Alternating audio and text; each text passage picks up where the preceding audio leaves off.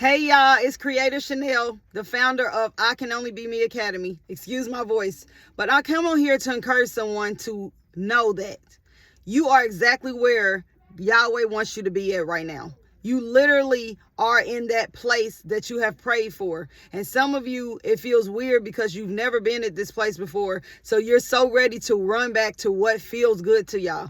But I promise you, you are in the correct place. You prayed for this. It came around an unprecedented way. It doesn't look like you thought it would look like in your dreams. And you're like, hold on, something ain't right. Something's going on. Yes, something's going on. Your prayer's been answered. Okay? I had to step back and tell myself, girl, please, you don't miss him. Girl, please, you don't miss that job. Girl, please, you don't miss that kid. Like literally, just different little situations that I had to tell myself. You are not missing that thing. It's just that that thing has been a part of you for so long that when God finally has delivered you out of the situation, it doesn't feel the same. It feels like you're out of place. You're not being natural. And also, y'all, think about the Israelites when he delivered them out of Egypt, away from being slaves, away from Pharaoh and stuff. A lot of them was complaining because they in the wilderness and they like, I'd rather go back and be a slave because at least I had fancy meals every day. At least I had a house to live in. You know, they was in the wilderness, but it was an answered prayer.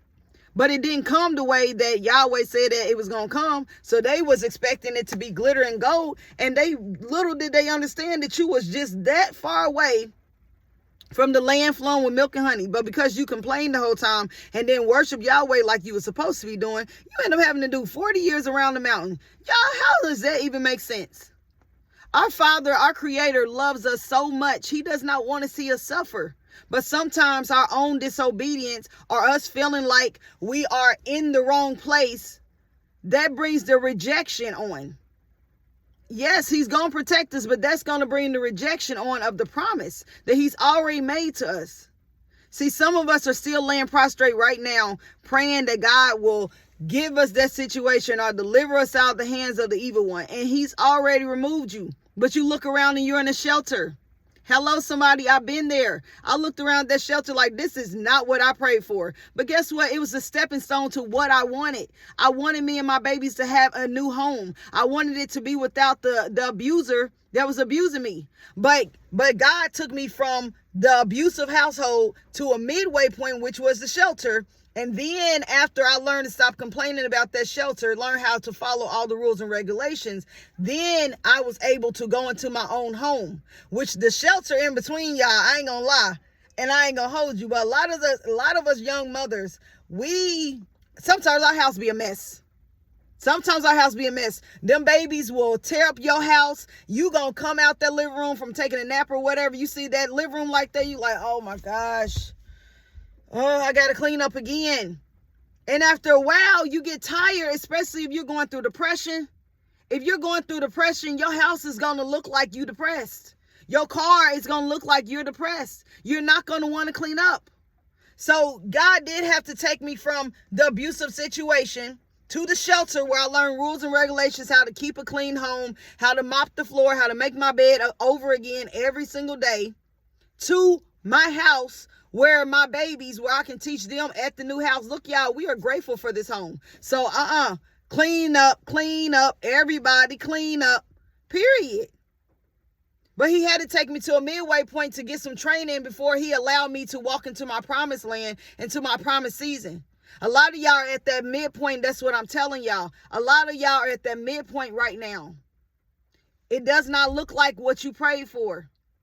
But it is what you pray for. You're just going through the sidestep of it because you're about to walk into your land filled with milk and honey. And he's not going to give you no more than you can bear. And so if you're not ready for that in your heart of hearts and your mind is not set to be in that place, and he know you're going to take that man back after he done beat you to a pulp. I was been there, done that 1,000,000 times over. Because I loved him. I almost lost my life so many times. But when I finally said enough is enough and I actually left the abusive situation, life got better.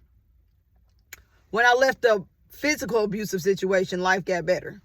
because I went on to get financially abused, spiritually abused, mentally abused by different people. That's part of us being healers. We attract broken people. But then when they leave you, they break you. They don't care that they broke you, but they break you. And then you're looking like, who's going to heal me? But y'all, that's another conversation for another day.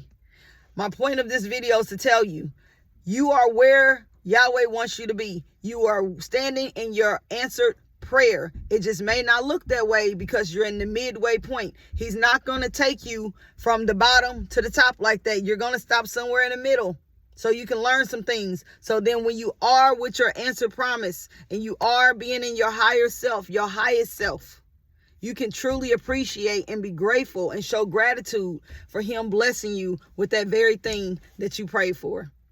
All right, y'all, go visit ICanOnlyBeMeAcademy.com. Check me out. Look up my books, my literature. I am Creator Chanel. I teach you how to live in your purpose every day on purpose. Y'all have a good day.